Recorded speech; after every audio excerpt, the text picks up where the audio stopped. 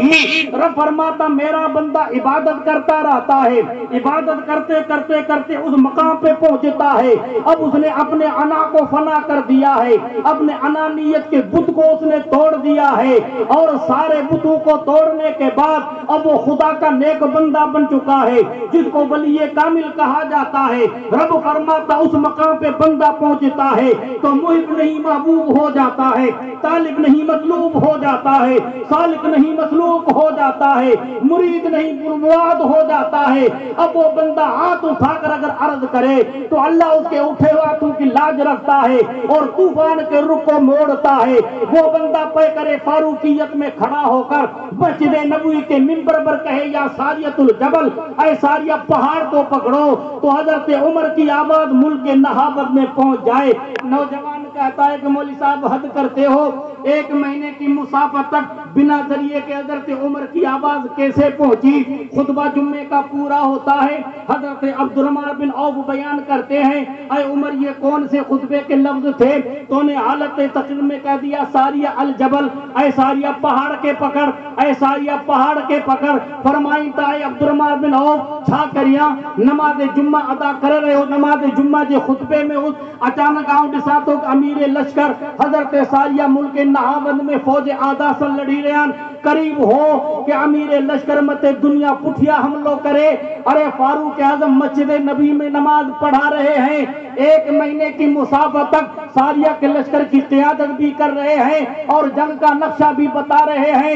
نوجوان نسل کہتی ہے کہ مولوی صاحب آواز کیسے ملک نہاوند میں پہنچ گئی؟ میں کہتا ہوں وفادار، آج سے 20 سال پہلے اگر تو اعتراض کرتا تو تیرا اعتراض بجا ہوتا، کیونکہ آج مادی طاقت کا ذریعہ ہے، آج روحانی طاقت بعد میں ہے، مادی طاقت آج پہلے ہے۔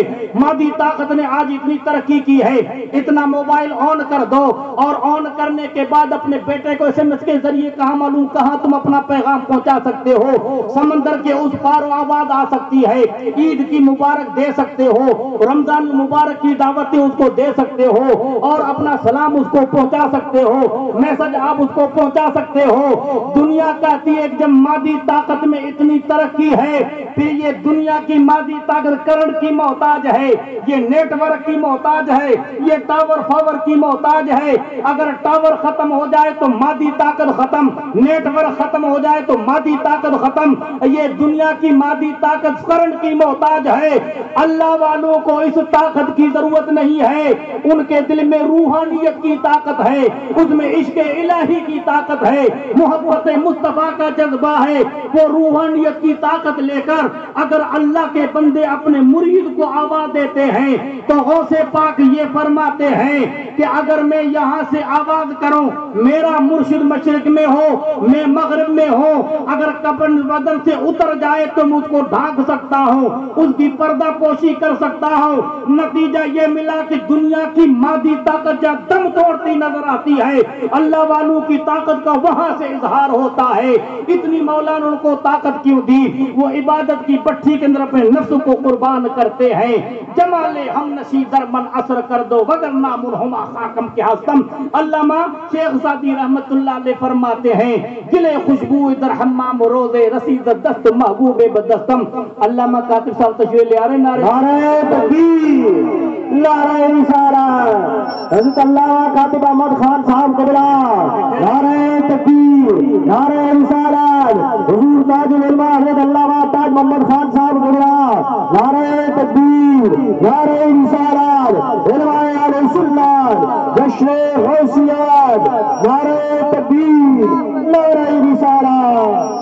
صلی اللہ علیہ صلی اللہ علیہ وسلم صلاۃ و سلام علیک یا رسول اللہ وعلی آلک و صحابک یا خیر خلق اللہ۔ ویرو بابا ویرو سفیرو زیارت کرو علماء کرام جی، ویرو سفیرو۔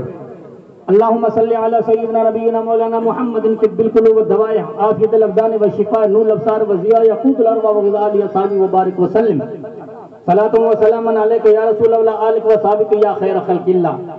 فرماتے گلے خوشبو در حمام روزے رسید دست محبوب بدستم کا میں غسل خانے میں گیا حمام میں نہانے کے لیے، میرے دوست ایک خوشبودار مٹی ملی، ملتانی مٹی جیسے پانچ زبان پر میٹ چوندا نا، ان میٹ کے کھڑی بیچن آوے تو مکھے ان میں خوشبو نظر آئی۔ من ملتانی مٹی کے پوچھو تو مٹی ہے تو میں خوشبو کتھا آئی؟ تو ملتانی مٹی کہتی ہے بگفتہ منزل ناچیز بودم ولیکن مدت باغن نشستم، ہوں تو وہی ناچیز مٹی، لیکن مٹی میں صحبت کیسے آئی؟ کا کہ گلوں کی صحبت کے اثر نے مجھ پہ یہ اثر کیا کہ میں مٹی تھی اور مٹی سے میں گل بن گئی۔ پھر کہتے جمال ہم نشی درمن اثر کر وگر نامن ہما خاکم کے ہستم، فرماتے ہوں تو میں ناچیز مٹی لیکن اچھے ساتھی کی صحبت نے یہ اثر کیا۔ تو حضور فرماتے ما طلحہ تو نے کیا تیاری کی؟ عرض کرتے ما اندی اکثر صلاۃ ولا کثیر صدقۃ ولکنی احب اللہ ورسولہ، سرکار میرے دامن کے اندر زیادہ نمازیں نہیں ہیں، زیادہ روزے نہیں ہیں۔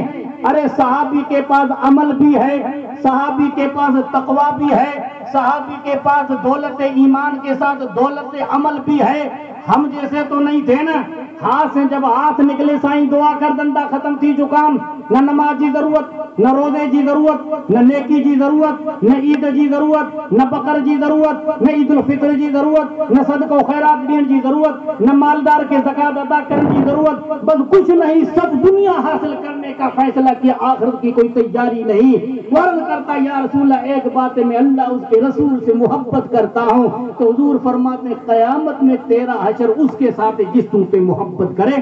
حضرت قمبر بیان کرتے میں نے حضرت مولا کائنات علی شیر خدا کرم اللہ وجل کریم کو دیکھا، آدھی رات کا وقت ہے، دنیا میٹھی نیند میں سو جاتی ہے، حضرت علی اٹھتے ہیں اور اپنی مبارک داڑھی کو پکڑ کے یہ کہتے ہیں مجھ سے دور ہو جا، مجھ سے دور ہو جا، مکا پرے ہٹ، مکا پرے ہٹ۔ میں صبح کو کہتا ہوں حضرت علی آپ کس سے آواز کر رہے تھے؟ کہ 3 دن میں جب رب کی بارگاہ میں عبادت کرنے کا ارادہ کرتا ہوں اور نماز تہجد ادا کرنے کا جب ارادہ کرتا ہوں تو دنیا حسین و جمیل عورت کی شکل میں سر سے لے کر پاؤں تک بن ٹھن کے میری عبادت میری درمیان حائل ہونا چاہتی ہے۔